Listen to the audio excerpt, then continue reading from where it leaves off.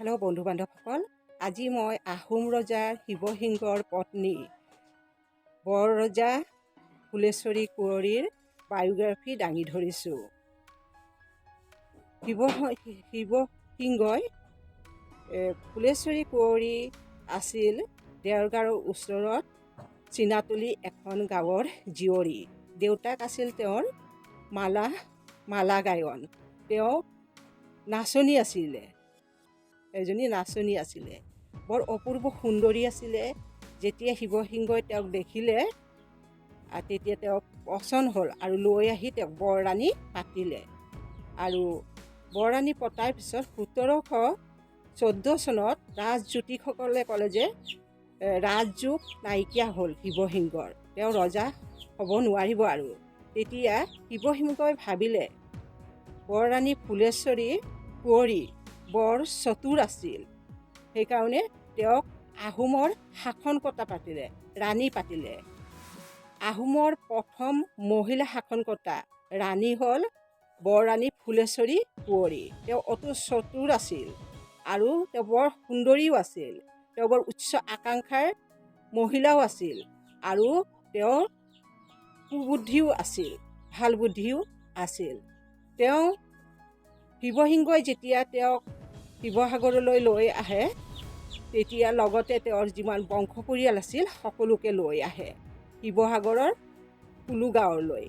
আৰু বৰৰাণী ফুলেশ্বৰী কুঁৱৰীয়ে ৰজা হৈয়ে আহোমৰ শাসনকৰ্তা হৈয়ে তেওঁ কি কৰে, তেওঁ নিজৰ যিবিলাক আত্মীয় স্বজন আছিল তেওঁলোকক ডাঙৰ ডাঙৰ পদ দিছিল। তেওঁৰ ভায়েকক হৰিনাথ বৰুৱাক দিছিল তেওঁ বৰগোহাঁই, কিন্তু জাতত তুলিব নোৱাৰাৰ কাৰণে তেওঁক মন্ত্ৰীসভাতেই ৰখা হ'ল। আৰু তেওঁৰ মমায়েকক দিলে ঢেকীয়াপতীয়া বৰুৱা, দদায়েকক দিলে চাওদাং বৰুৱা। এনে তেওঁ যিখিনি মানুহ আছিল সম্বন্ধীয় তেওঁলোকক ভাল ভাল পদত নিযুক্ত কৰিলে। বৰৰাণী ফুলেশ্বৰী কুঁৱৰীয়ে আহোমৰ ৰাজপাটত বহিয়েই তেওঁ ৰংপুৰত এখন স্কুল নিৰ্মাণ কৰিছিল। আৰু এইখনেই অসমৰ প্ৰথম স্কুলখনৰ নাম দিয়া হৈছিল বৰৰাণী ফুলেশ্বৰী কুঁৱৰী বুলি। তাৰপিছত তেওঁ বহুতো কিতাপ, কিছুমান কবিৰাজ চক্ৰৱৰ্তীয়ে বৰ্জমুঠ কুৰাণখনক তেওঁ অসমীয়াত অনুবাদ কৰিছিল। আৰু তেওঁ শকুন্তলা নাটকো অসমীয়াত অনুবাদ কৰিছিল। কেইবাখনো গ্ৰন্থ ৰচনা কৰিছিল তেওঁ সময়তে। যেতিয়া বৰৰাণী ফুলেশ্বৰী ৰাজকুঁৱৰীৰ সময়তে মাটিৰ পিয়লৰ বিৱৰণ থকা পেৰামিশ্যন কৰা হৈছিল, খাজনাৰ এইটো কৰা হৈছিল সেই সময়তে। বৰৰাণীৰ সময়তে কেইবাটাও তাৰমানে দল বনোৱা হৈছিল।